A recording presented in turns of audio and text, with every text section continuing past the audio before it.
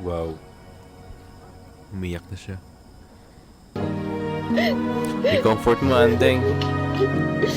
Baka this time, makatulong ka naman.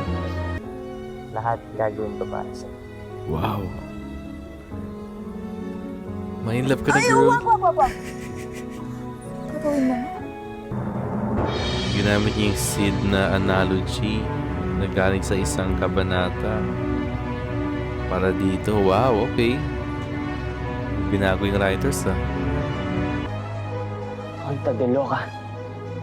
Bakit ba umiibig sa babaeng baliw? Oh my God, sinabi niya talaga yun?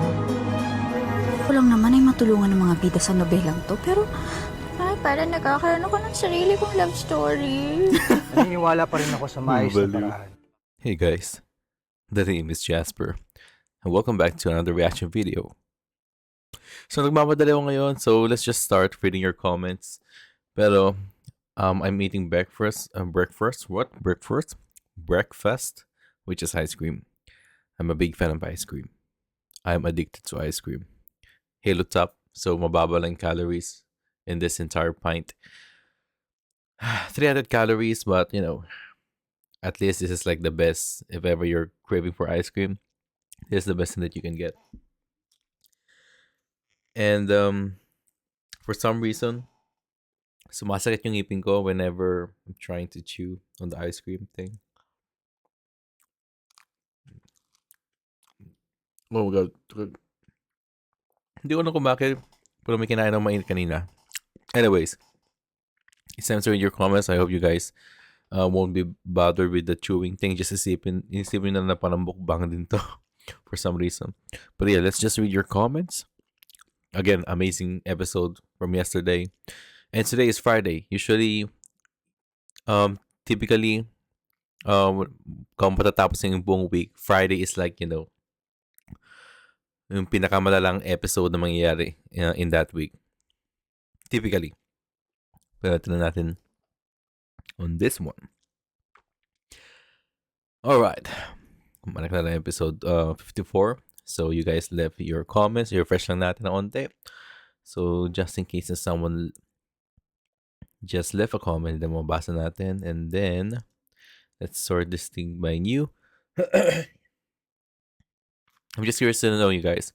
Gusto niyo din ba mag-comment ako, mag-reply ako sa mga comments niyo doon sa pinapost ko sa community tab sa dito. Gusto niyo din ba mag-reply ako dito? It's going to take us more time doing the stuff. Pero, yeah, by the way, gusto niyo mag-reply ako sa mga comments dito. I'm just really curious to know. Pero, yeah, may nakita ko na to sa Facebook. Amazing. Di ko alam kung saan nakuha tong mga pictures na to. It's just crazy. So this one was created by, so sabi daw, designed by Eusebio John. So whoever Eusebio John is, amazing work, my man. Amazing work. Just look at that. Tingnan niyo yan. Man, it's just weird seeing Padre Damaso smile like that. Diba? Ang funny dito ng Tia Isabel. Oh, look at Narcisa. She's so happy. Oh my God. Parang parang sinabi na, okay, yung mga Maria Clara at Ibarra cast, okay, picture, tapos, alright, Waki. Waki, ito yung Waki version nila. Of course, Elias, si Mang Adong ba pangalan niya? Yung dalawa, nakangitito. Oh my God, Clay. Look at that. Man, si Barbara, she looks amazing here. Ang weird thing nun si Julia Sanoso when she's smiling with her teeth, pero she looks amazing here too. Anyways, crazy stuff. I love this poster right here. All right. Nice job, Eusebio. Amazing work. Okay, basahin natin mga comments nyo. I-zoom natin para mabasa nyo din. Oh my God. Yan. Alright. Fed says, grabe, super intense. Deserve, Padre Damaso. Buti at inawat ni Maria Clara si Crassus. Yeah, buti nga eh. kung hindi inawat ni Maria Clara si Crisostomo, then things will be a lot worse. Things will be a lot worse. And, it looks like mukhang wala talagang aawat sa kanya, no? It's just crazy. Na sa dami-daming tao doon, si Maria Clara pa mismo umawat sa kanya. But you're right about that, Feds. Thank you for writing that in. Okay, Love wrote in, hinga ka na, Jasper. Stage 1 pa lang po yan. Yeah. Stage 1 pa lang ni Simon. Well, guys, okay na ba? Ito at least for this episode, just tell me. Para next week, you guys will be ready. Okay lang ba sa inyo na from time to time i-mention ko si Simon? And, I mean, nasa general idea na ba na si Ibarra ay magiging si Simon eventually? So, kung okay lang yun sa inyo na imply kong i-mention si Simon, then I'll do it.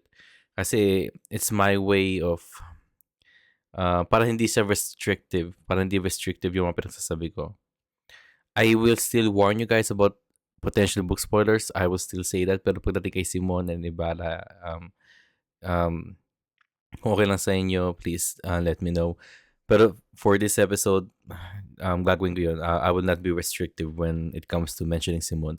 Okay, to be honest, my favorite part talaga ay nag-transition na siya sa Simon. Yeah. Hindi siya pwedeng masyadong laruin ang character na to kasi straightforward, sharp. Mag-Simon ka ba ulit? Yeah, that's also one of my favorite parts. Yung basically yung balak niya patayin si Padre Damaso. I just love it. I love it whenever I see the dark side of Ibarra. Kasi it really shows na, it only takes one day for a good person to really go into downfall. I said na si Ibarra dito ay naging Simon na because this is the day.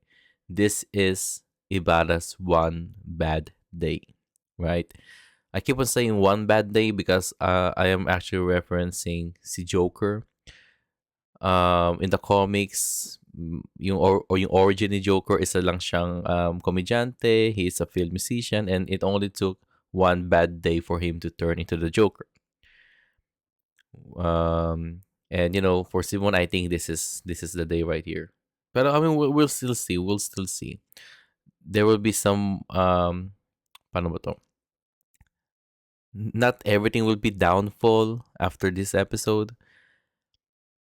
There will be some tawag ba dun?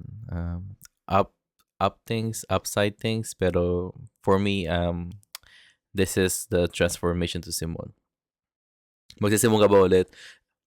Baka magsimon ulit ako. If ever bumalik si Clay sa mundo ng El Filibusterismo ba, magdamit ulit tong Simon. And that will happen next year, I guess. By the way, Clay just stared at walang magawa sa scene na ito, but it works talaga. Kasi one of the highlights ito and not need any twist with Clay. Yeah, that's true. Yeah, it doesn't need any if ever Clay tried to intervene, then I hope that na yung writers, they were able to do it like properly. Pero for the way it is, kung saan walang power si Clay at all, kung saan walang influence si Clay during that scene right there, I think it really worked. It really shows na in that room, Ibarra was in control. Diba? Kasi kahit creative team, ayaw yan eh. That's true. Now we have this. Are you seeing Simon's face is horrible? And you think it reflects as what results fade as well? Oh, interesting. And I'm hoping you will have a reaction video. So Voltes 5 kahit violent reactions. I've been thinking about doing, I don't know, gagawin ko talaga yung Voltes 5 reactions. It will be better if Voltes 5 will have like one episode each week. Pero kung araw-araw, then we'll see, tignan natin. Pero again, big fan of Voltes 5. I grew up watching Voltes 5, pero I haven't seen the entire anime. So, there's that. I think, kung i-compare natin si Rizal kay Ibarra, I think Rizal's fate was better even though namatay siya na maaga. he doesn't deserve to die and stuff like that. Rizal's fate was better because, gaya ng, again, another Batman reference. Sabi ni Harvey Dent yata, si Two-Face. Or baka si Two-Face nga siya nagsabi yun. Tapos nirelay lang ni Batman. You either die a hero or live long enough to see yourself as the villain. Rizal died a hero, right? So, let's say in an alternate universe si Rizal ay si Ibarra. Kung si Ibarra ay hindi namatay, eventually after many years, after a decade or something, siya na yung naging kalaban, di ba? Kaya nga, I like Simon eh. Kasi in Elephantibus basically, he is an anti-hero. Isa siyang kalaban. Like, he's very vengeful ba? He wants revenge. So basically, he's the villain na. You know? For me, I would rather die a hero than die as a villain. Ngayon, without spoiling anything from Elephantibus if ever Simon died in that book, then he died a villain. Diba? Pero yeah, that's it. Thank you for leaving that in love. I really love seeing your comments, by the way. Dahil ko din, actually, lagi kong inabakan yung mga comments mo araw-araw. Okay, sister, okay, Xiao. Okay, Xiao wrote in. Great. I can put the Rizal GMA films one of the best Philippine movies ever. Interesting, okay? I still have to watch it to ever... I still have I need a bigger canvas para masabi ko yung ano yung favorite Filipino film ko of all time. Kasi even though I love Filipino film, even though I love indie Filipino film, I don't watch a lot of them. That's I'm guilty of it. I hate myself for being that. I don't have the motivation to watch a lot of Filipino films at all. Pero I try whenever I'm really interested. I think sa akin, my number one Filipino film of all time is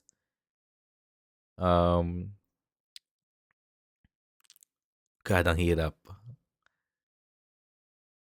Parang every time nanonood ng Filipino film, lagi ko silang gusto.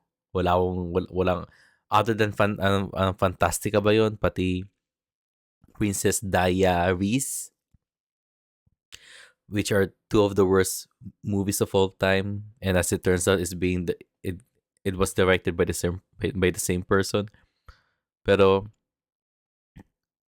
from the top of my head, I think my favorite Filipino film of all time is On the Job.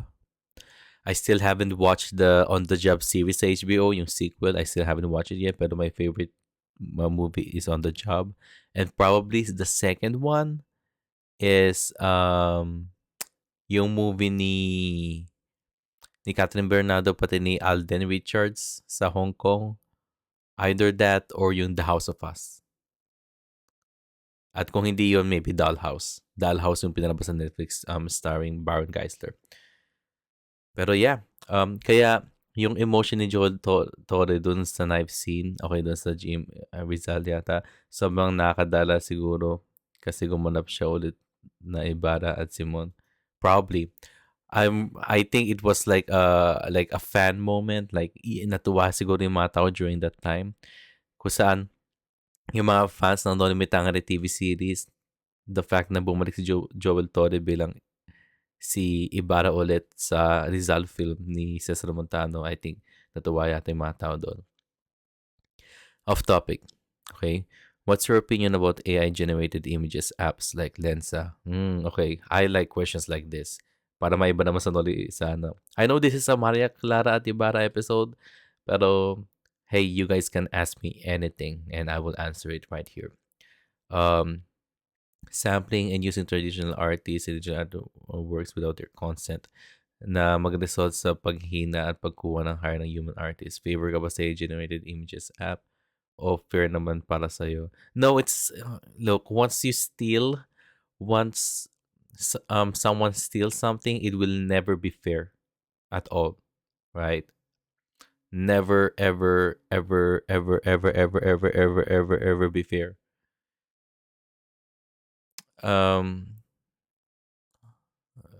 Let's say isa akong chef and I have my signature let's say signature lumpia, I can share it to other people, diba? They can taste it. Pero kapag tinanong nila yung recipe ko, syempre na sa akin na kung gusto kong i-share yung sikreto ko pati recipe ko, diba? The fact na AI-generated images are very intrusive. Again, this AI database, they didn't ask for consent. Diba? Kinuha na lang lahat ngayon. If I wanted a picture, let's say, okay, gusto ko tong drawing na to, let's generate an art of a puppy. Okay, type ko puppy. Kung gusto ko maging kagaya ng art style ni, let's say, Leonardo da Vinci, okay, puppy drawn by Leonardo da Vinci, ipapakita sa akin yun. Like, ipapakita sa akin yun. Diba? In fact, pakita ko sa inyo yung sample yun. Okay, this is new. Ito natin na. Kaya I like doing itong ano na to eh, itong mga QA stuff na to eh, like replying to your comments kasi at least we can talk about like something else other than Maria Clara Ibarra. Don't get me wrong, I like talking about Maria Clara Ibarra, diba? But sometimes you can also, we can open up with other stuff. So ako meron akong I have this thing. Oops. I have this thing right here. Okay? Paano ba to? So this is my AI. Okay? That is my AI thing. I can just type anything and then it will show me So sabi ko puppy. So itatype ko muna imagine. I will say puppy. Tapos let's say art style. Pero drawn by Leonardo da Vinci. Diba? Like yung V4, ibig sabihin nun, is going to use version 4 of Midjourney. Midjourney is like one of those programs who uses stable diffusion. Stable diffusion yun ang pinaka database pagdating sa mga AI-generated art. Midjourney lang ay isa tool. Basically, Midjourney ay yung magiging messenger mo para kausapin ni Midjourney si Stable Diffusion, di ba? Eh ngayon, i-render na niya yan. Pero ganito yan kahit anong mangyari, it is still unethical. It is still like a mess, di ba? Once you steal something, it's bad, di ba? Pero hindi natin mag-load to. See, as you guys can see, dahan-dahan na parang Leonardo da Vinci style, yung parang sa mga drawing niya ng, paano ba yun? Leonardo da Vinci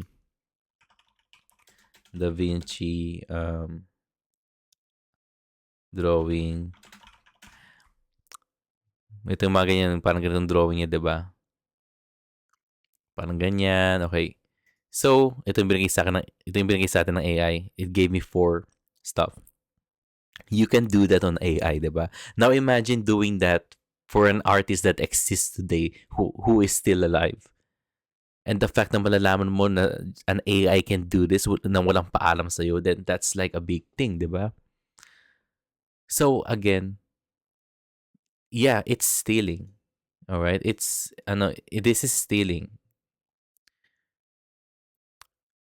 Lensa, ito ganito yan. Basta basically, it's stealing. Okay? Pero, AI, when we talk about AI is bigger than just generating images. Right now, we have Chat GPT, diba? Chat GPT is an AI program na you can talk to para, basically, siya yung modern SimSimi. Naalala niyo sa SimSimi? I-chat nyo lang siya, and then it can answer, it can reply back to you na parang matalino. Like, it's like talking to a human. Alright? So, ito meron din akong access sa Chat GPT. I'm not sure if it's available for everyone. I'm pretty sure it's available for everyone. Pero I got early access here, I believe. Kasi I also, meron akong access sa,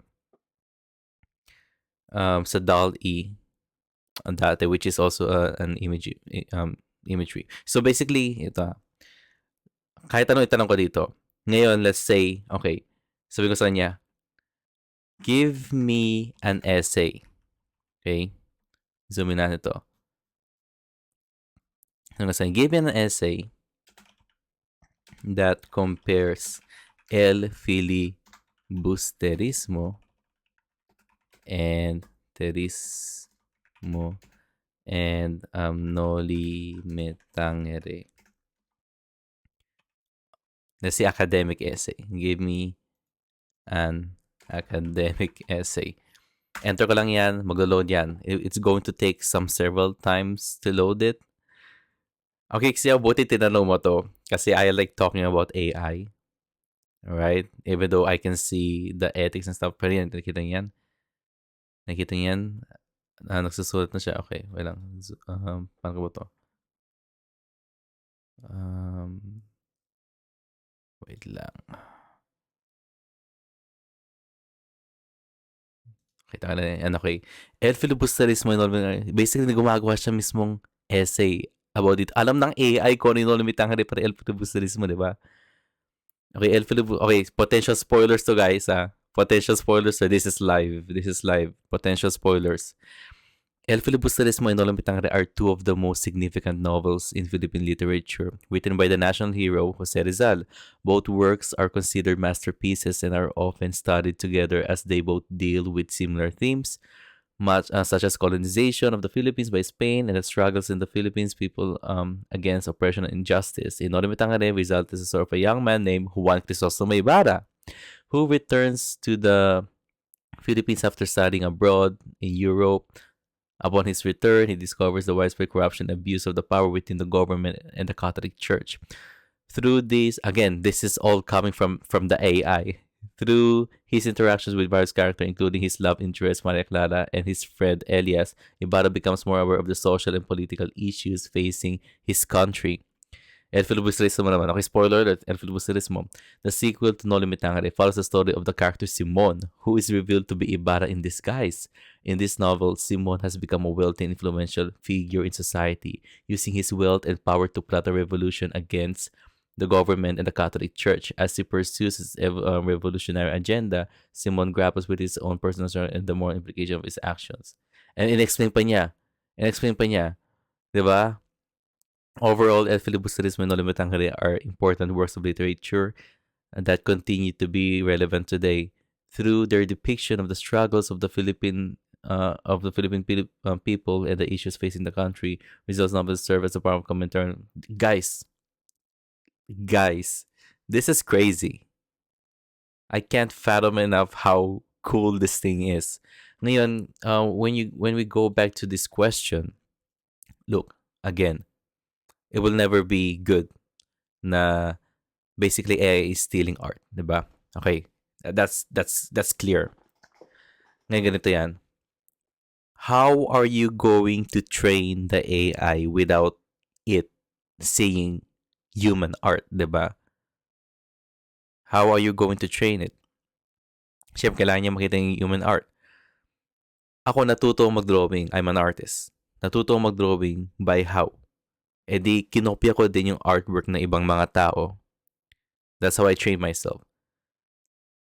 Kinopya ko yung artwork nila. Di ako nagpaalam sa kanila, pero kinopya ko yung artwork nila at in-upload ko din sa internet. Okay? Hinapos sa internet, sabi ko, gawa ko to, ganun. Siyempre, iwan ko dun kung ano yung reference. Reference ko ay yung artwork ni ganito.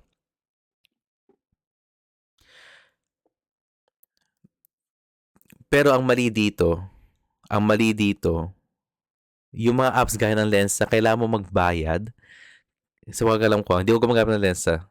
Pero kailangan mo magbayad para makuha mo yung AI art na yon, 'di ba? Then I think that's like really wrong.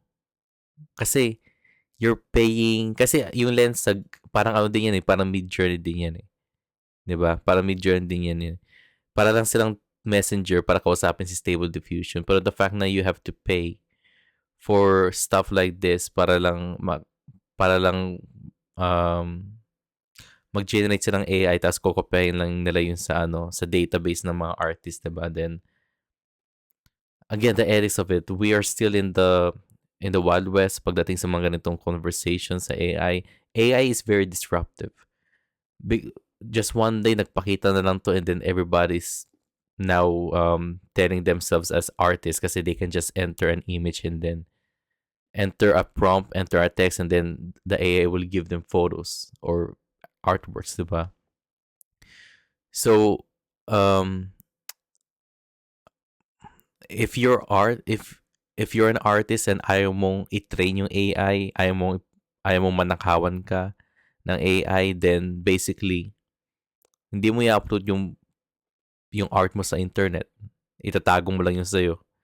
If traditional artist ka, then may chance na hindi ka mananakawan dahil may chance din na hindi mo in-upload yung picture mo sa internet, diba? Pero for digital artists, it sucks. Right? It sucks. Pero again, I think there's a better solution to this.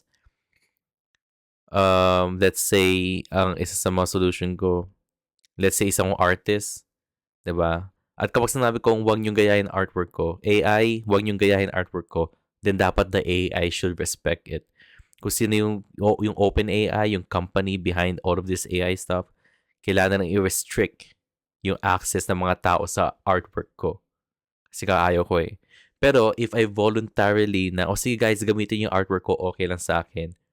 As long as may bayad na papunta sa akin, may bayad na papasok sa akin whenever someone entered, okay, puppy drawing in the art style of Jasper Abibas. At least makakakuha ako ng parang commission from that. Konting bayad dahil ginaya na ng artwork ko. Parang yun ang solusyon ko pagdating sa ganitong bagay. Pero anyways, the AI needs to be trained. There is more to this.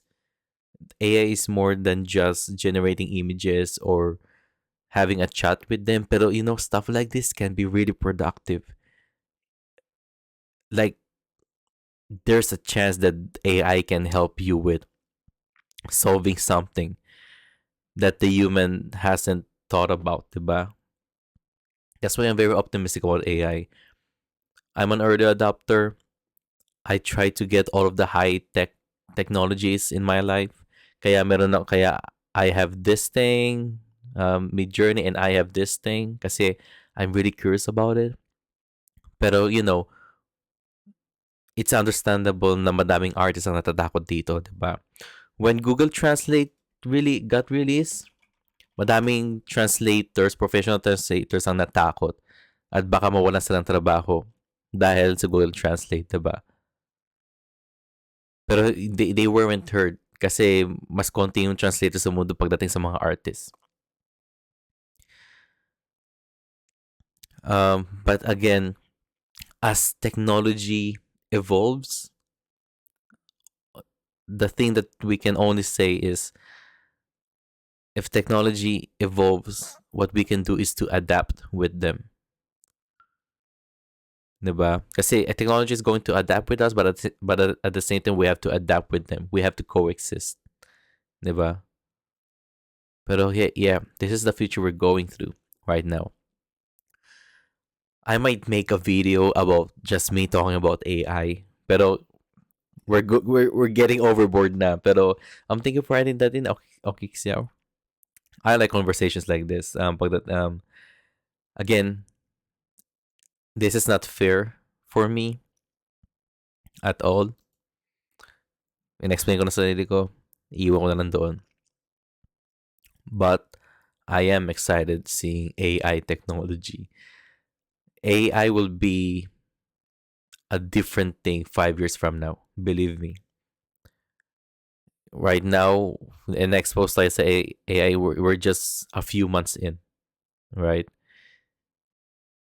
Itong AI chat, this was like nung November lang of this year, and then yung DALL-E, and then yung AI generated thing was just a few months ago.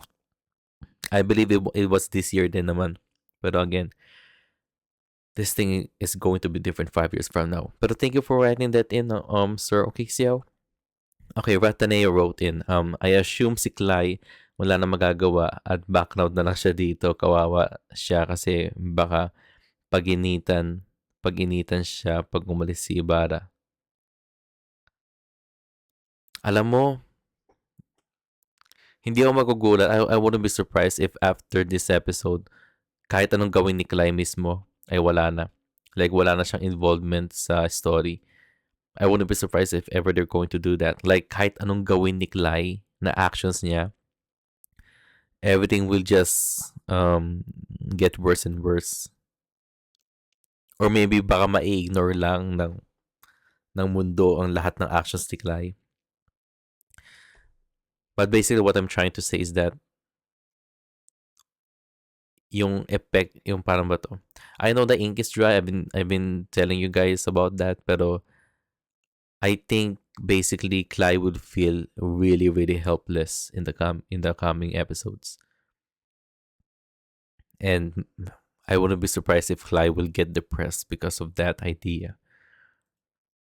Kasi, whenever she's trying to help someone, she also needs that satisfaction, diba? Pero the fact that she's not going to get that, then that's just a sad thing for her. Thank you for writing that in, Rataneo. Interesting name though, Rataneo. Okay, J. Marie wrote in. Ang bibigat ng mga eksena, grabe. Buti na lang may Philae Clydel. At kahit papaano, nakakahinga ako bago ulit maging mabigat ang mga eksena. Yeah. I think they did a very good job.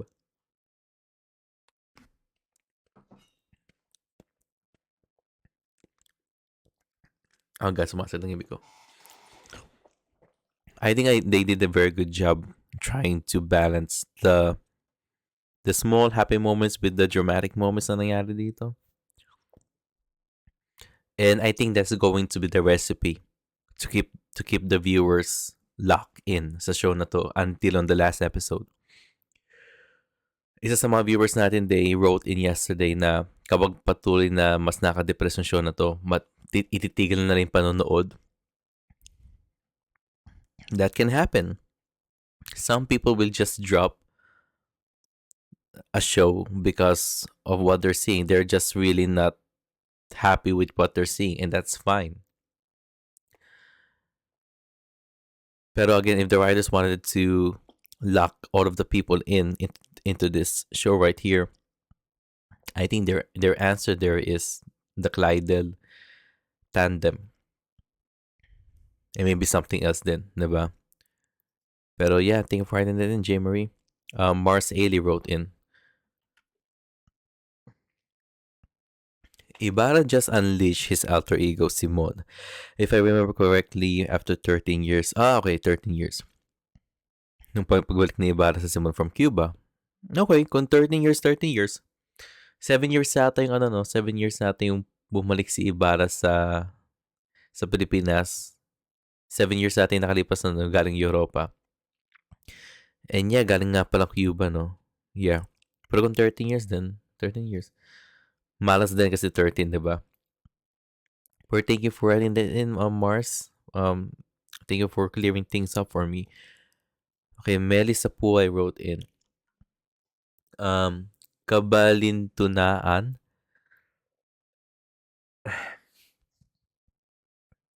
My God, I'm super gassy right now.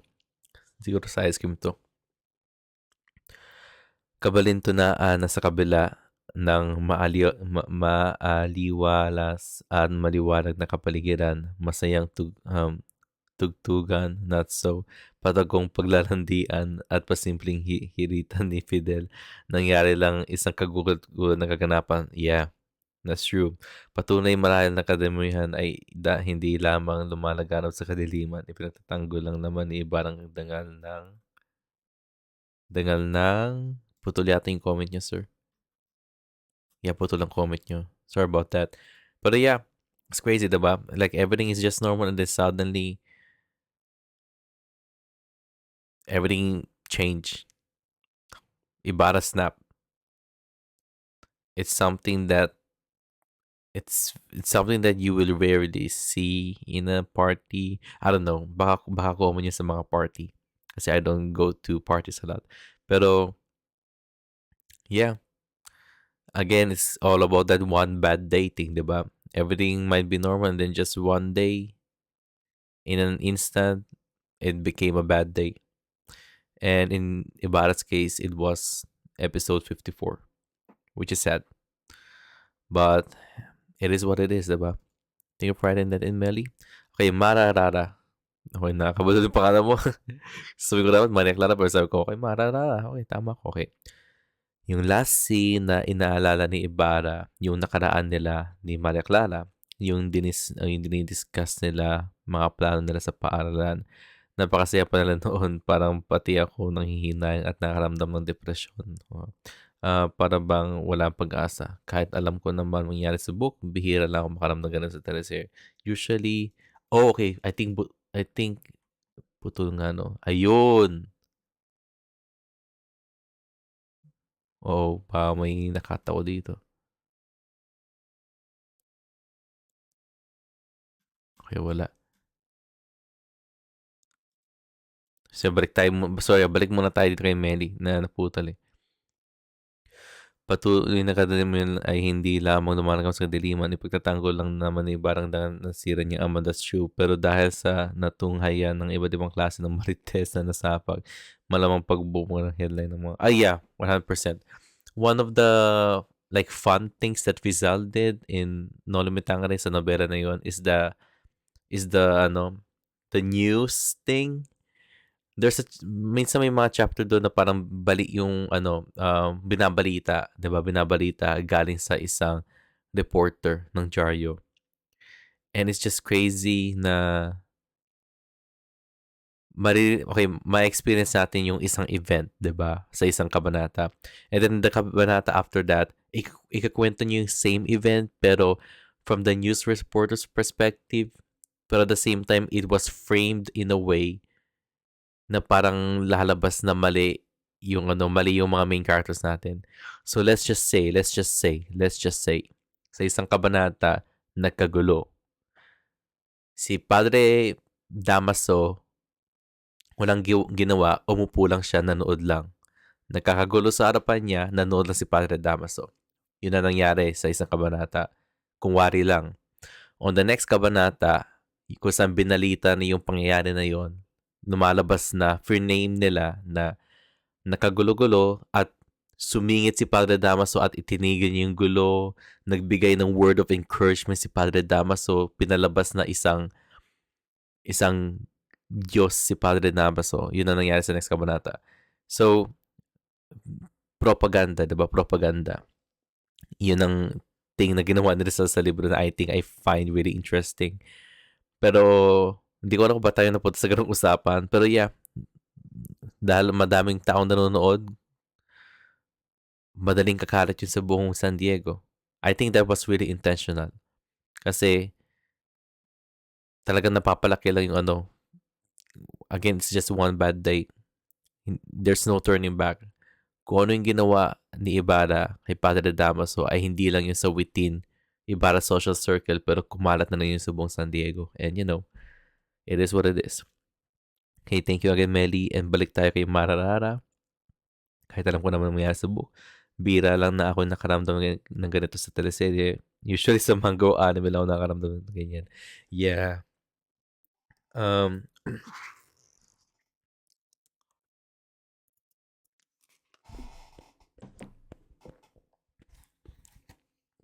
Sorry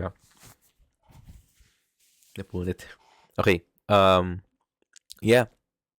It really goes to show how well the writers are trying to tell the story. It's really pulling the heartstrings of the viewers, and that means their way of storytelling is very effective. It's really working for other people, diba? And that's the most important part. Once you cared for the characters, once you resonate for the characters, then that means the show is working really, really well. And, because of word of mouth, mas lalong sisikat lang tong show na to. And in this case, sikat na sikat yung Mana Clara at Ibarra. Like, sikat na sikat talaga, pinapag-usapan talaga. And, I'm a follower of Reddit. Nagre-Reddit ako. I follow Reddit Philippines. I think Mana Clara at Ibarra lang yung mismong teleserye na pinapag-usapan doon. And those people in Red Philippines, they are um um ano ba yung tamang word ko dito? Um they are very critical people. Malakas sila mag-judge. Pero the fact na pinupuri nila yung Mara Clara at Ibarra, then that's a big thing. And yeah, hindi ko masyadong binigyan ng attention yung that flashback scene right there sa episode na yon. Pero hey, I felt what you felt, Mararara. I felt what you felt. And there's a chance na probably yun na yung huling time na nag-usap si Maria Clara at si Ibarra ng ganun ka where everything was still normal. Diba? Thank you for that, Mara. Okay, Telma Busgano wrote in, si Mara Clara Jasper, si Juan Rodrigo, tati ni Mara.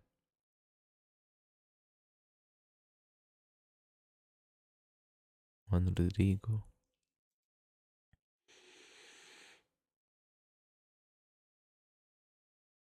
Ito siya? Ito ba si Kapitan Tiago? Oo nga, no? Hindi ko kilala to. Sorry, yeah, di ko kilala to. Pero may kamukha siya eh. May kamukha siya sa sa Daddy Dido Do. Naalala niyo yung sitcom na yun? Yung sitcom na yun ng Daddy kay Vic Soto. May isa pang tao doon na parang kamukha niya eh. Naalala ko yun kasi na pinapanood ko nung bata ako tapos tuwing nagpapagupit ako yun ang pinapalabas sa TV pero Daddy Dido Do. Yeah. Pero okay, si Juan Rodrigo pala yun. Thank you for that, Telma. She also wrote in series ata yan kay Joel Torre with Chin Chin. Yeah. Actually, Chin Chin. Sino si Chin Chin? Di ko kilala si Chin Chin. Chin Chin. Pinoy?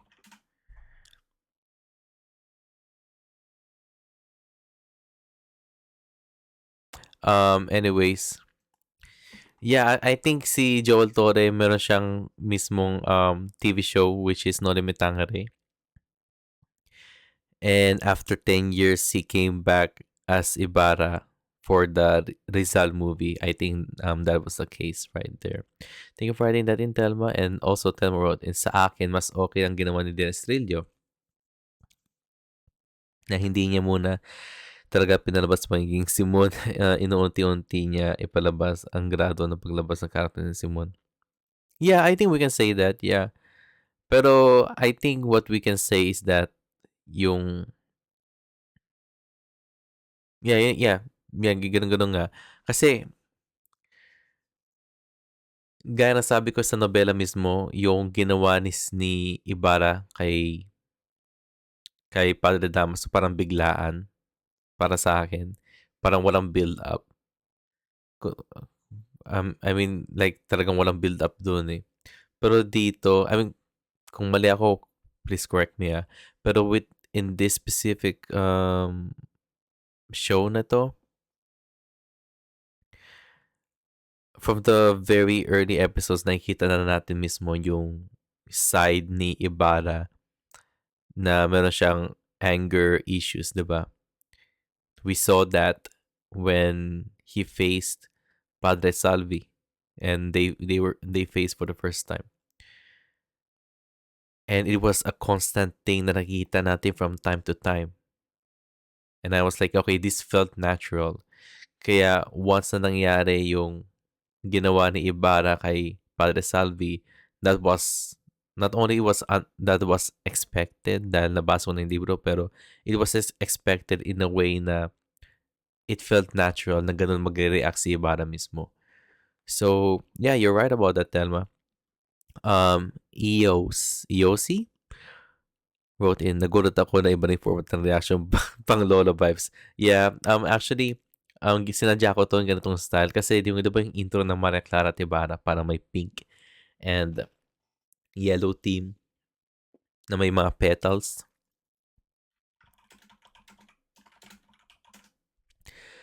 Kasi yun eh. Yan no, parang ganyan no. So, parang ginaya ko lang Hindi siya exact copy, pero parang ginaya ko lang yung style and yung color na yun. Kaya yeah, yan ang kakalabasan, and I think it went out pretty well. And I just wanted to keep it as close to, pinapanood natin Maria Clara Ibarra. So, even though pang Lola vibes, it is what it is. I like it. I like the colors that they use here. Thank you for writing that in, EOS.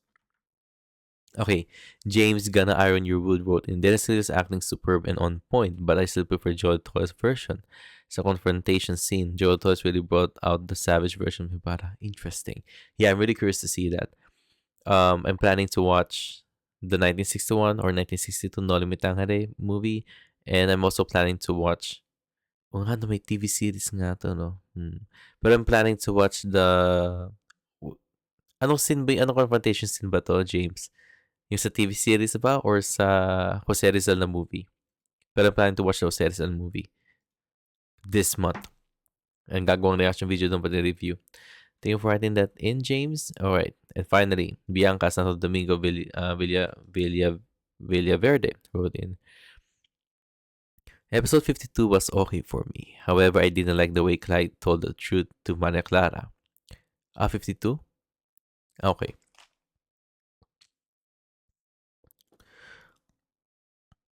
About her just being a character in the novel. In my opinion, that's true. And that's what I also felt. I felt the sincerity of two Maria Claras to each other. I also loved Maria Clara's confidence in the way she asked how and why her godfather, Padre Damaso, is so enraged. Yeah, that's true. Kasi, kag babae ka during that time, you're not expected to answer back, di ba? Kaya nga, naidala na mamagulang natin yung generational curse na sasagot-sagot ka pa, ganyan-ganyan ka pa, batang-bata ka pa, bla bla bla bla bla. Pero, in sometimes, the children can be smarter than parents within a context, di ba? And within a scenario, sometimes they can be smarter. Sometimes they can be the ones who are more in line na may sense compared sa magulang, di ba? Kapitan Tiago, in my honest opinion, has no balls at all, and he is a dog of the parlor. Yeah. Kaya nga tawag sa kanya tuta ni Padre Damaso. I really want Kalai to talk to the sense out of him, woke him up in reality. It's just me being on the stupid ideas edition when it comes to my class one being. Yeah. But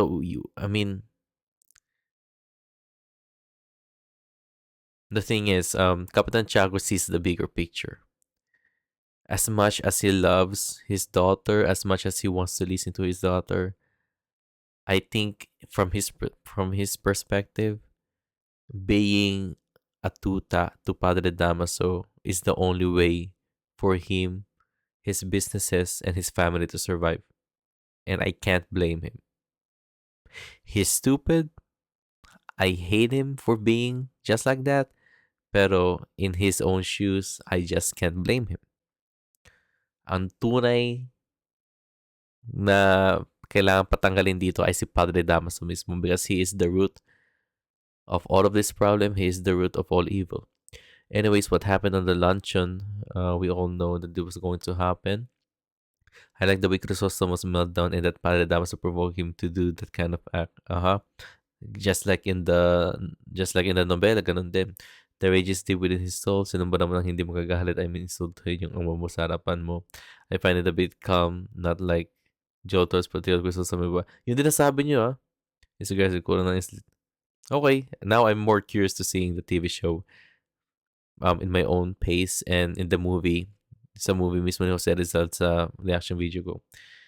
And yeah, again, I'm really curious to see that. Really curious to see that. I like comparisons and stuff like that. Pero again, thank you for writing that in, Bianca. I really appreciate your comment.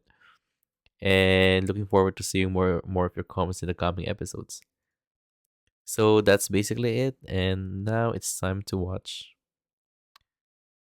the episode. Episode 55, everyone. Episode 55.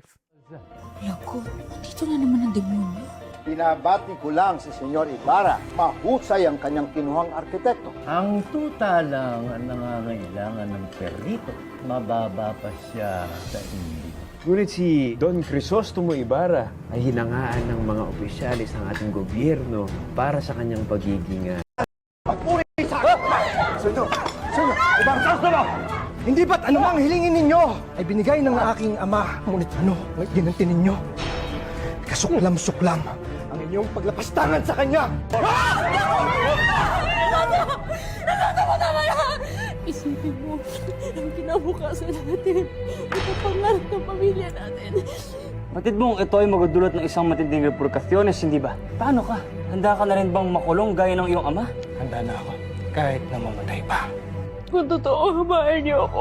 Patawarin niyo na ho ang aking nobyo. Titiyakin ko na hindi lamang sa lugar na ito at sa simbahan.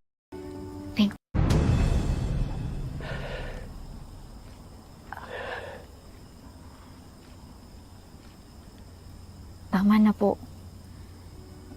Huwag na ho kayong mag-isip ng negative. Toxic lang yan eh. Think positive, sir. Hinga. Malalim na hinga. Kalma. Palagi niyong iisipin na ikaw, si Don Crisostomo Ibarra. Kaya mo to. Kaya niyo ni Maria Clara to. Malalagpasan niyo rin to, sir. I feel bad for Clay right now.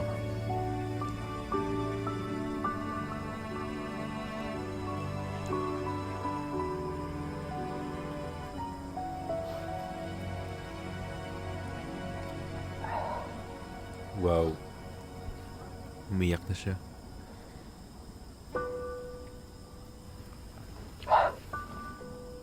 Grabe.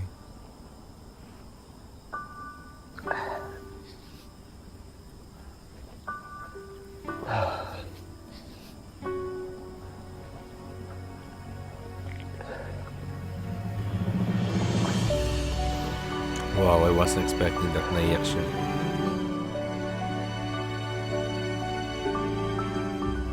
Gracias a Dios. Porque usted ya se encuentra bien, Padre Damaso. Nakalulunos ang kalagayan ni Crisostomo Ibarra. Hindi lang siya ay nagkasala sa batas ng Panginoon.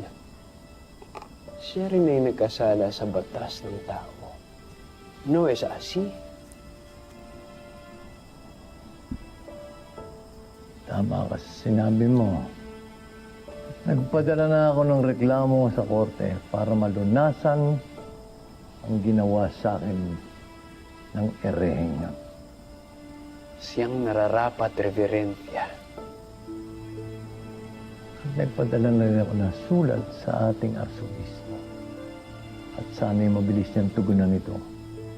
Na sa lalong madaling panahon, may anunsyo ang pagkatiwalag ng ereheng si Crisostomo Ibarra sa ating simbahan. Higit pa sa bato ang dudurog sa kanya ngayon.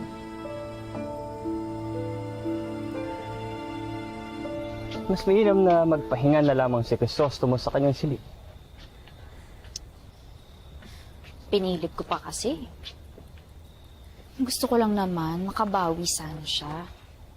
Tsaka, para makita na rin sila nito kayo. Hindi ni Clay. Kahit ipilit mo man, kapasyahan pa rin ni Crisostomo na magtungo sa pagtitipon. At kakambal na ron ng hindi inaasahang pangyayari. At ngayon nasasadlak siya sa isang malaking suliranin. Paano na kaya ang mga Indyong nais niyang tulungan? Ito ang oras ng kanyang pangangailangan. He needs our help and support. Ay sinabi ba akong hindi ko siya tutulungan? Binibining Clay, napakabilis mong pumitaw ng hatol, lalo na pag si Crisostomo ang pinag-uusapan. Ako ay ang kanyang kaibigan. At yun ang dahilan ko bakit nais ko siyang tulungan. Eh ikaw, saan ang gagaling ang malasakit mo para kay Crisostomo? Sa pagiging kaibigan niya rin.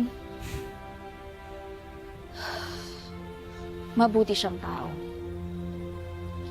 Meron siyang malasakit sa kanyang kapwa, lalong-lalo na sa mga taong tinatawag mong Indio.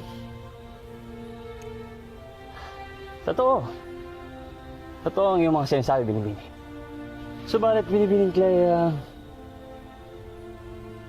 higit pa ron ang aking nakikita sa iyong mga mata tuwing pinagmamasdan mo si Crisostomo. Nagsiselos ka, boy? Stalker yarn? Ano, lahat ba ng ginagawa ko, minomonitor mo? Ano ka, human CCTV? Paumanhin, Binibining Clay, ngunit hindi ko mawari ang iyong sinasabi. Tila ikaw ay nasaktan sa aking mga sinabi. Pasensya. Ang nais ko lang naman ay pangalagaan ng iyong dangal Wow. bilang isang babae. Inaano ko ng dangal ko? Oo, mong makoncern na. Dahil hindi ka tanggap-tanggap para sa isang babaeng kagaya mo na magkaroon ng pagnanasa sa isang lalaking meron ng ipinagkasundong kasal. Oh my God, bro. You're overthinking. Buenas noches, frailes. Ano, no? Disculpen.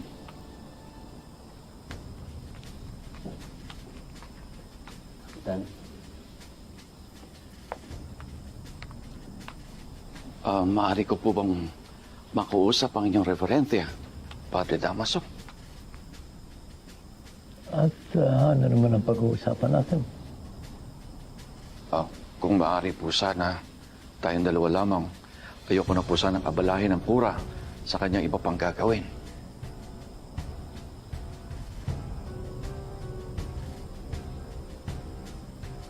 Bueno.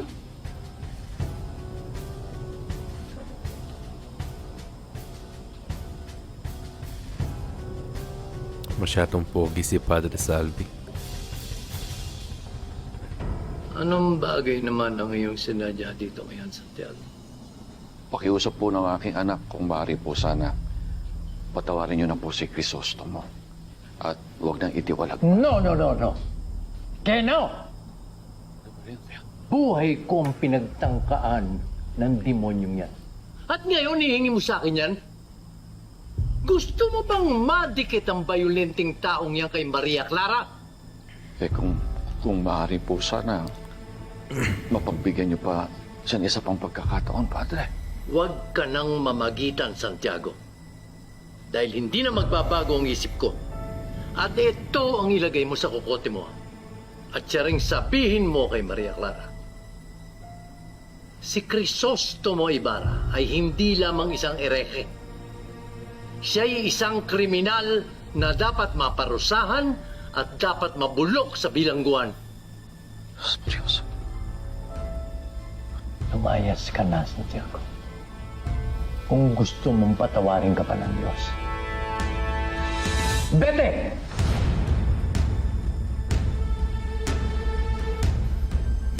Grabe to.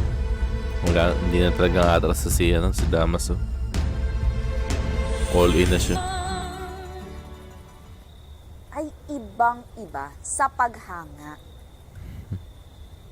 Tingin ko naman, alam mo ang difference nun, given na meron kang pinag-aralan.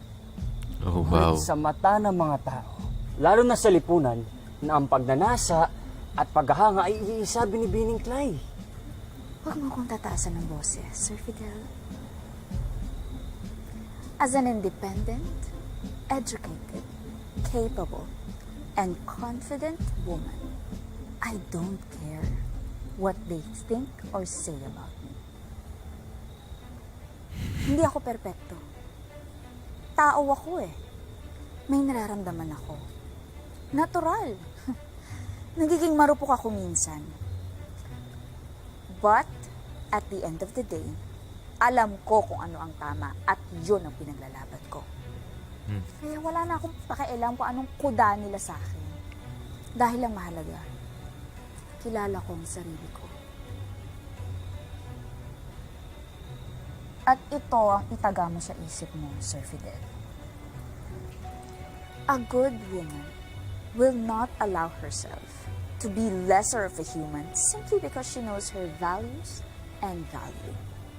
Because that is how we make our mamas proud. Now this bardagulan is over. Mic drop.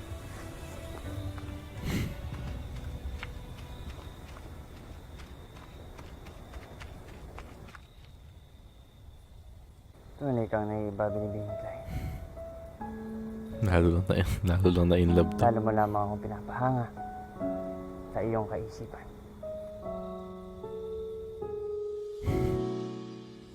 Nagdaganda points pala yun, no?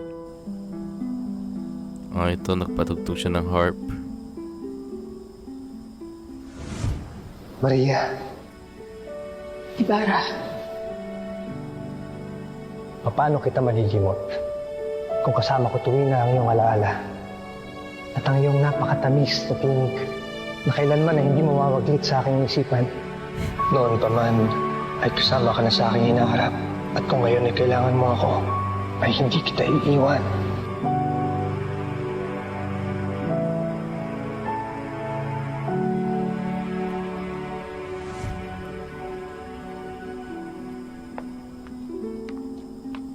Saan ka galing, Primo?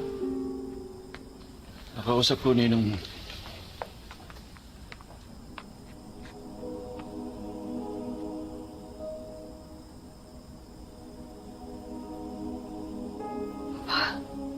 Salamat naman sa Diyos.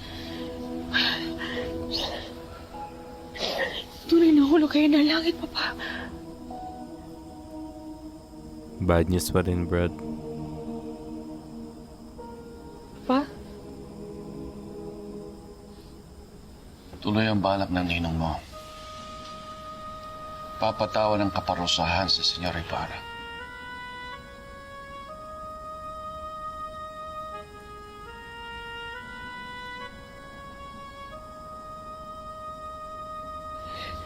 Ano nang mangyayari sa amin dalawa? Anak, hindi na maaaring mangyari pa kasal niyo ni gusto mo. Batid mo yan. Lalo na kung excommunicado na siya. Lalo na magkakasakit to. Yung...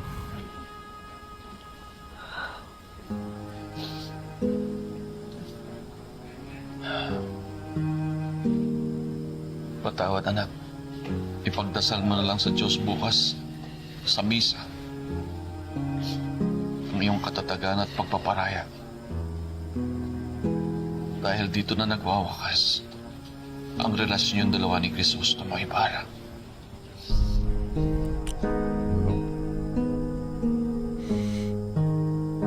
Imagine mo yung magulang mo yung nagde-decide kung may pag-break up ka sa kanila o hindi.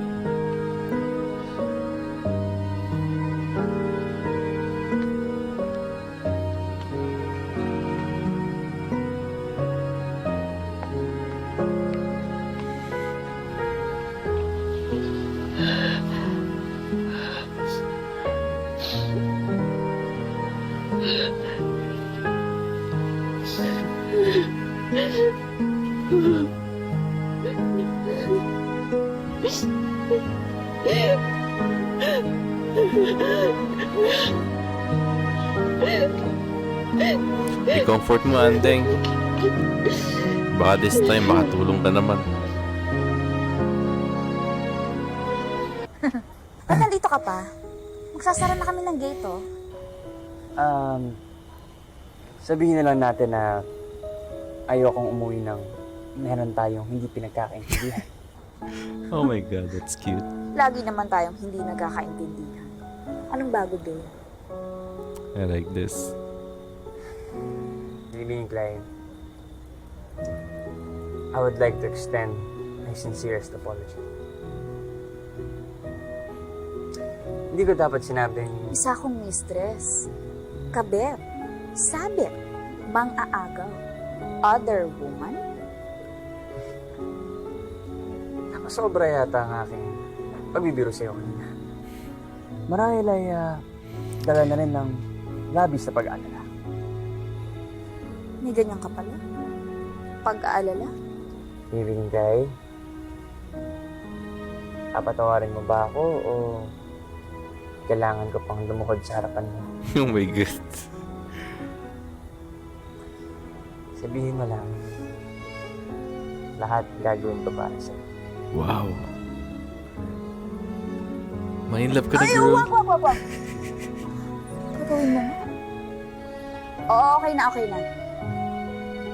Basta wag mo na lang uulitin. Know your boundaries. Okay? Yeah. Okay. Wow. That's cute. I like that. Piloso Potasio? Oh, nagpakita to. Buenas noches, Don Anastasio. Nasaan ang pumutok na bulkan? Baka abutan kayo ng alas 9. Ano bang sadya nyo kay Crisostomo? Tila nawiwili sa pagtatanim si Senyor Crisostomo Ibarra. Ngunit upang magtanim, kailangan yumukod at sumunod sa tinamnan. Ano pong ibig niyong sabihin? Dahil po ba nagtanim siya ng sama ng loob kay Padre Damaso? Ganun po ba? Naway mag-iingat si Senyor Ibarra at kayong mga nilalang na malapit sa kanya. Interesting. Unti-unti nang magbubunga ang lahat ng kanyang pining tinanim. Ginamit niya yung seed na ano. Kaginawaan o sa peligro. Ginamit niya yung seed na analogy na galing sa isang kabanata. Para dito, wow, okay. Binago yung writers, ah.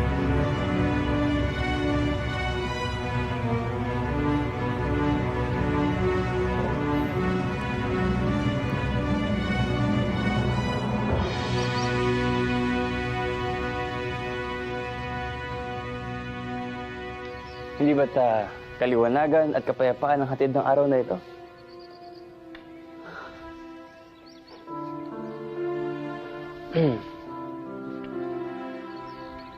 Amigo, makakatulong ang misa mayor upang maipamalas mo ang iyong pagkukumbaba at paghingi ng tawad hinggil sa nangyari kahapon.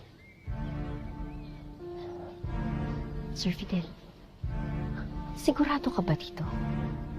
Baka mamaya peligro lang ang bunga ng pagpunta natin dito sa simbahan. Huwag na kayong mabalisa sa babalang sinabi ni Piloso Potasio. Mari bang magsimba na lamang tayo? Dapat ay hindi mo na kinuwento kay Crisostomo. He has the right to know. Mas lalo lang siya nag-alala, hindi ba? Pero Sir Fidel, Ito na, por favor. Oh my God, magkita yung dalawa. Oh my God. Maria.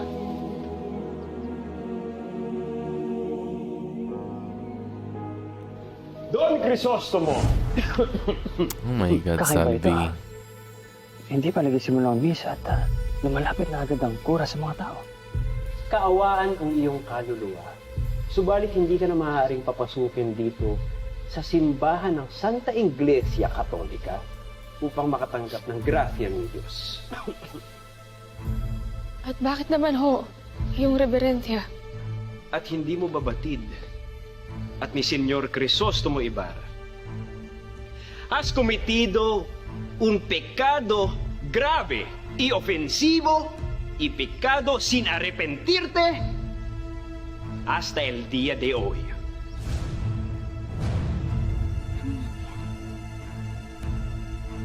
A pesar de nuestras oraciones y consejos, ya nos hemos visto obligados a prohibirle la participación en los sacramentos.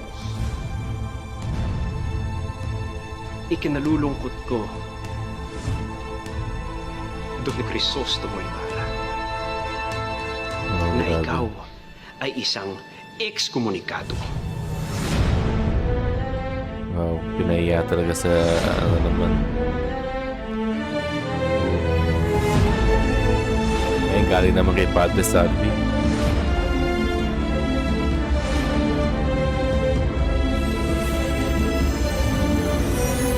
Nakapagsampal na rin si Padre Salvi sa kanya. Bagamat ay inaasahan ko na na mangyayari ang bagay na ito. Ngunit ang ikinagugulat ko lamang. Saan ang iyong ipapaliwanag? Pinagtangkaan mo ang buhay ng dating kura. Magpasalamat ka na nga lang at ekskomunikasyon ang hinatol sa iyo. At hindi ka ipapakulong.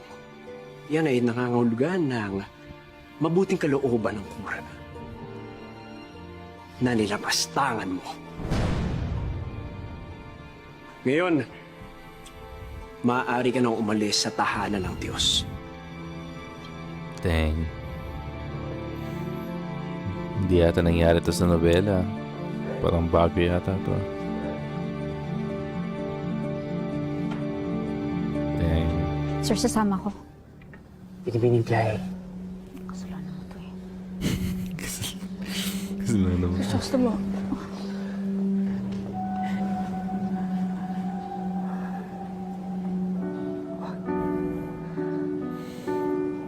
Huwag mo akong tangisan, mahal ko. Tahan. Patawad. Patawarin mo. Binigyan kita ng maraming alalahanin ngayong araw na ito.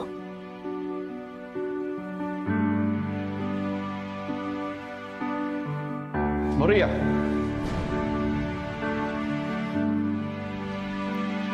Yan, tago ka sa likod niya. Yan. Tama yan. Papa, Di ba't sinabi ko sa inyo na tapos na ang relasyon yung dalawa? Alam ko maintindihan mo kung bakit kailangan magwakas na rin ang kasunduan niyo ni Maria. Ngunit iniibig ko po ang anak ninyo, Tio. Kung totoo yung sinasabi mo, bakit mo binago ang kapalaran yung dalawa? Bakit mo pinagtangkaan ng masama ang fraile? Kaya nakikugusap ako sa'yo. Layuan mo ang anak ko. Kung ayaw mo madamay pa siya sa'yo. At huwag kang gagawa ng gulo.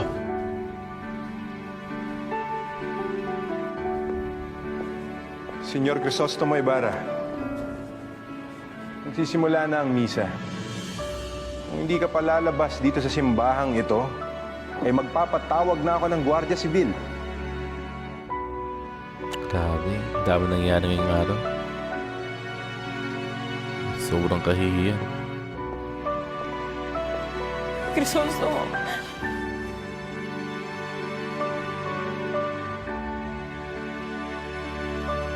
Yan ang huling pagkakataon na makikipag-usap ka kay Crisostomo. Naintindihan mo, Maria?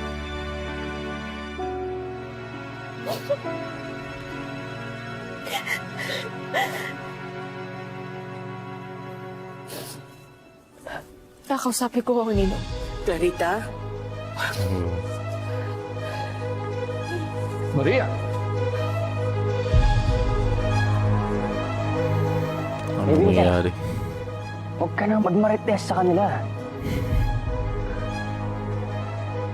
Konta de loka.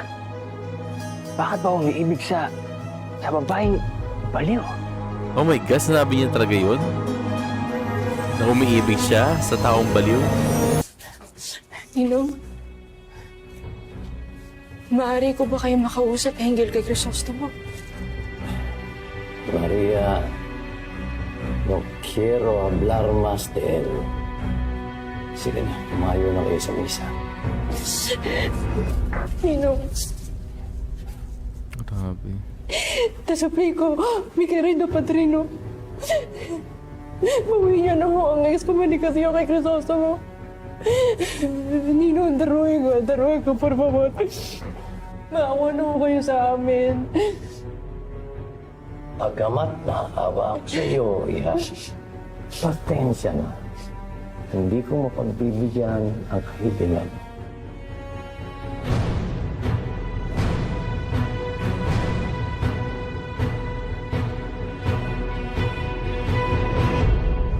ko lang naman ay matulungan ng mga bida sa nobelang to, pero ay, parang nagkakaroon ako ng sarili kong love story. Naniniwala pa rin ako sa maayos na paraan. Makakaasa pa rin ba mga Indyo sa maayos na paraan na sinasabi ninyo? O kayo ang makikinabang? Tila mahalaga ang liham na yan, yung reverensya.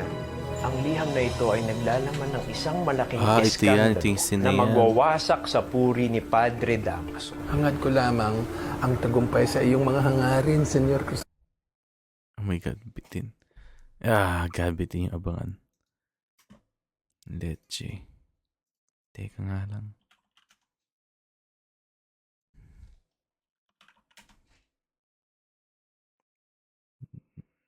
GMA Network. Ito. Gusto ko lang naman ay matulungan ng mga bida sa nobelang to, pero parang nagkakaroon ako ng sarili kong love story. Naniniwala pa rin ako sa maayos na paraan. Makakaasa pa rin ba ang mga Indio sa maayos na paraan na sinasabi ninyo? O kayo ang makikinabang? Tila mahalaga ang liham na yan, yung reverensya. Ang liham na ito ay naglalaman ng isang malaking eskandalo na magwawasak sa puri ni Padre Damaso. Yung pala yun. Ang tagumpay sa iyong mga hangarin, Senyor Crisostomo Ibarra. Magiging isang karangalan para kay Maria Clara na magpakasal sa aming kaanak, Senyor Oh my God. Alfonso Linares. Si Linares. Papayag ako na mapangasawa mo ang aking inaanak. Oh no. Wow, dinanap yung rosary.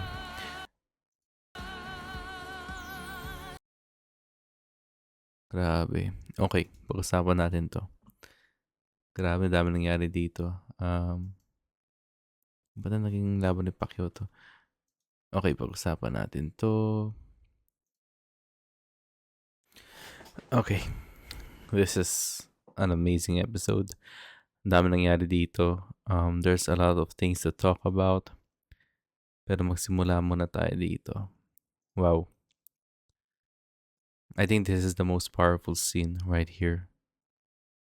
I wasn't expecting to see Crisostomo Ibarra cry. Sa mga nakabasa ng libro, umiyak ba si Ibarra at one time sa nobela? Kasi hindi ko maalala eh. Pero again, just seeing him cry, it really shows na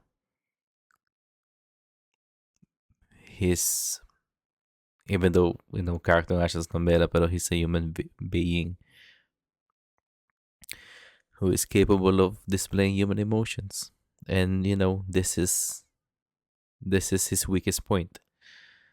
Just on the previous episode, nag-self-reflection siya at alam niya na ito na yung downfall niya at di na siya makakabalik sa dating status niya, 'di ba? Sa pagdating sa city ng San Diego. And then, just seeing him cry really breaks my heart. Ako, I've been really excited to see his transformation as Simon, pero this transformation right here is just going to have its own hurdles.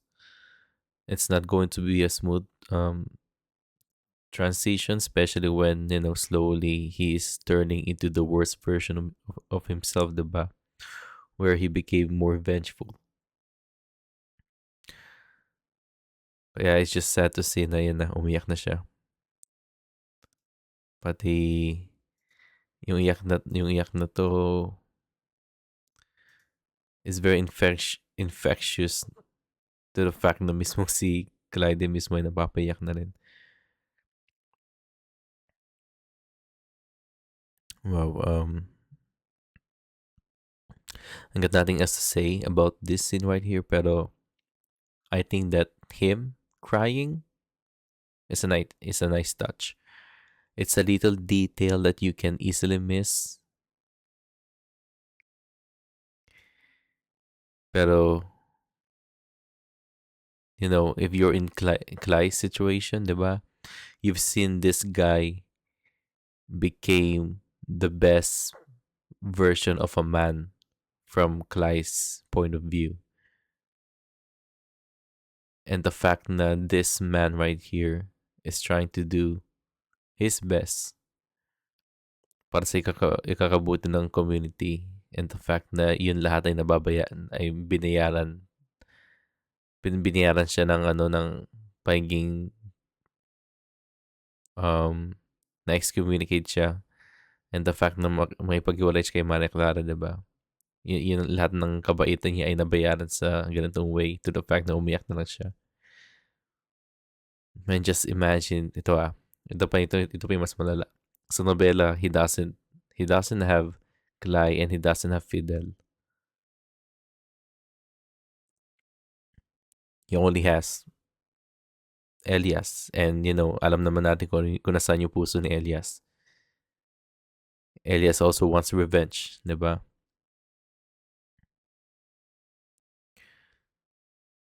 Pero imagine just Ibarra all by himself. Without Clay, without Fidel sa nobela, diba? Wow. Yeah, this scene really affected me. Okay, let's move on from this scene. But again, that's an amazing scene right there. And that was a nice touch. I also like this one. Anyways, ito, it's a typical na, alam na natin yung it's a typical na kung ano yung sasabihin ni Clay. We already know what's coming out from her words, from her mouth.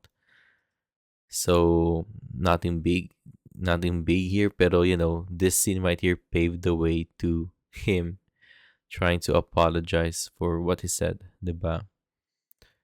It really shows na basically Fidel basically just cares for her.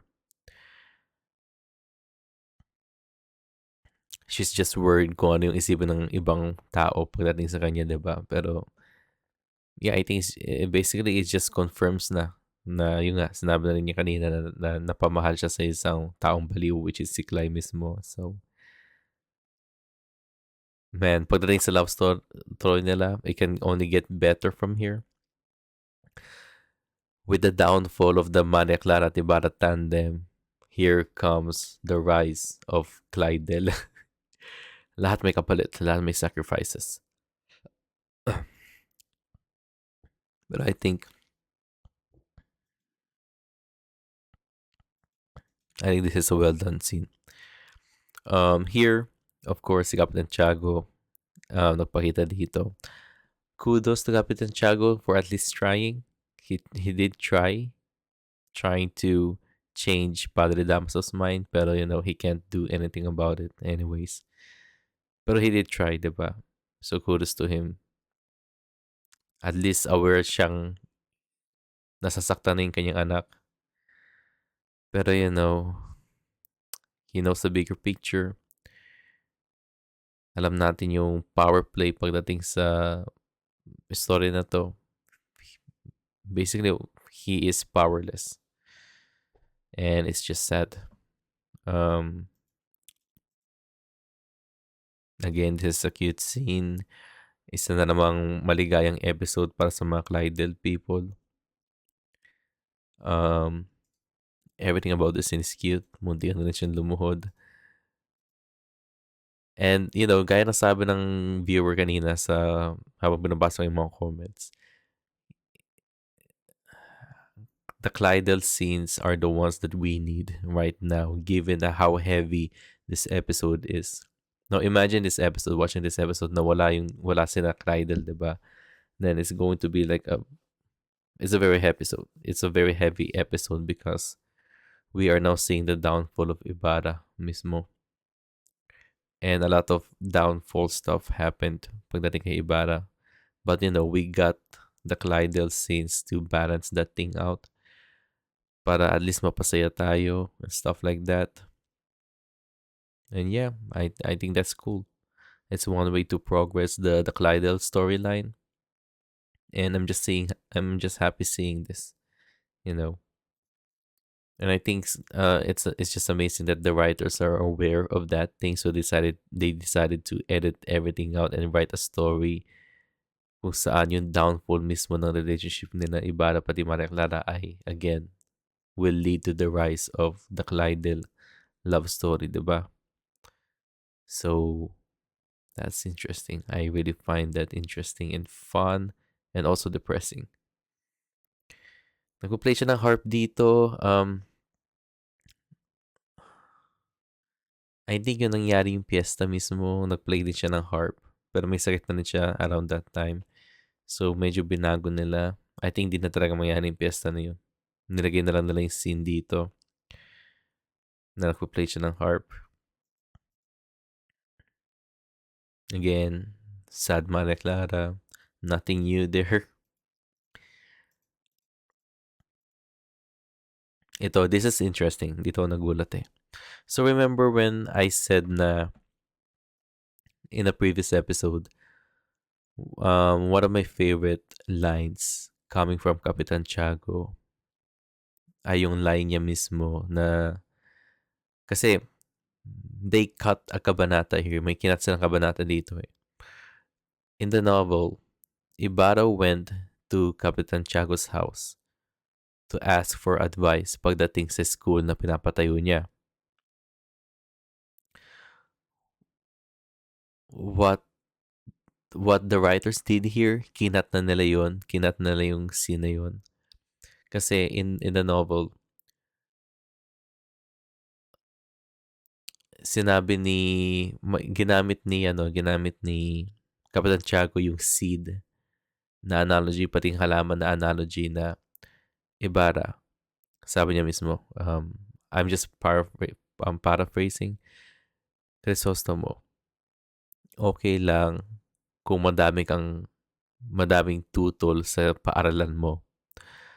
Basta with the fact na you brought up this idea na meron kang eskwelahan para sa lahat, para sa mga kababaihan at kalalakihan, equality. You already planted the seeds that will grow into a tree for future generations, 'di ba? At least nagsimula kay Ibarra yung idea na yung eskwelahan ay para sa lahat. And future generations will see that and they will take that seed and i-spread nila yung ganong concept na yun na paralan. So basically that was Kapitan Tiago's analogy, and I think that's like one of my favorite lines that came from him. So what I did here sa show, kinat nila yung buong scene na yun. I was expecting it, pero malabo na kasi basically ginagawa na yung paralan, di ba? So there's no need to ask for advice. So what they did in the show, si Fidel ang lumapit kay Kapitan Tiago para humingi ng gabay at advice para sa pag-ibig. I think that's good. That was a good move kasi it makes Kapitan Tiago more human, who is capable of love and stuff like that. And instead, yung seed, kasi minention ko yun eh. If napanood yung mga previous episodes, sinabi ko na parang sayang lang na tinanggal na yung seed na line, na seed na analogy, diba? Turns out na ginamit na yung seed na analogy na yun sa mismong scene na to. So, nagpakita si Kapitan Tiago, siguro dahil sa mga chismosa na yun, kumalat yung balita. Nagpakita si Kapitan Tiago mismo sa kina Clay at Fidel at ginamit yung the very same seed analogy, pero iba na yung meaning. It's more negative na. It has the same seed and plant analogy, pero again, it's a different meaning. Basically, in-explain ni Kapitan Tiago na, Kapitan, Pilosopong Tasyo. Sinasabi ko ba Kapitan Tiago the whole time? I mean, Pilosopong Tasyo, sorry. God, Pilosopong Tasyo. Sorry kung nalito kayo doon, pero ako din. Kasi nalilito sa dalawa na ito, yung Pilosopong Tasyo, Kapitan Tiago. Anyways, ginamit ni Pilosopong Tasyo yung seed na analogy na yun in this context na Ibarra already planted the seeds that will lead to his downfall. At tutubo na to into a tree na siguro yung mga tree na nakikita mo sa mga haunted house. And hey, as much as I would like to see that seed analogy, I wasn't expecting it to return in this show with a negative vibe with it. So be careful what you wish for, you guys. Ito yung wish ko, nakuha ko yun, pero kakaiba yung meaning nito. But Kapitan Tiago naman. Pilosopong Tasyo is right. Pilosopong Tasyo is right. Here, basically, I think wala to sa nobela. Pero again, it's another way to rub it in pagdating kay Ibarra mismo. And Padre Savi took revenge. He got his revenge. Sinampal niya si Ibarra by telling everyone that he is now excommunicated. That sucks for Ibarra, syempre. And syempre, walang ibang magawa si Ibarra, diba? Kasi kapag lumaban siya, lalong lalala yung sitwasyon. And to rub it all in more, sumingit pa si, Kapitan Tiago. Para sabihin kay Ibarra na, no, Ibarra, wala na talaga. That's it. Paalam na. Magpaalam ka na kay Manny Clara. That's it. Crazy stuff. I like this one. Na tumago mismo kay, tumago siya kay Fidel. Goes to show that she also needs Fidel, diba? Pero, I've been saying in the past episodes na if ever Clay will get depressed and stuff like that, Fidel is going to be her pillow. Throughout the last remaining episodes sa Nori Me Tangere. Kasi, papunta na tayo sa mga episodes kung saan mahirapan ka ng i-approach si Ibarra in a physical way. And there is going to be a good chance na makita natin itong dalawa be sharing the same scenes together in future episodes. But again, that's a very good episode. I like it. I like how everything was wrapped up on this week. And yeah, that's my review about it. What do you guys think? See you guys around and see you next week.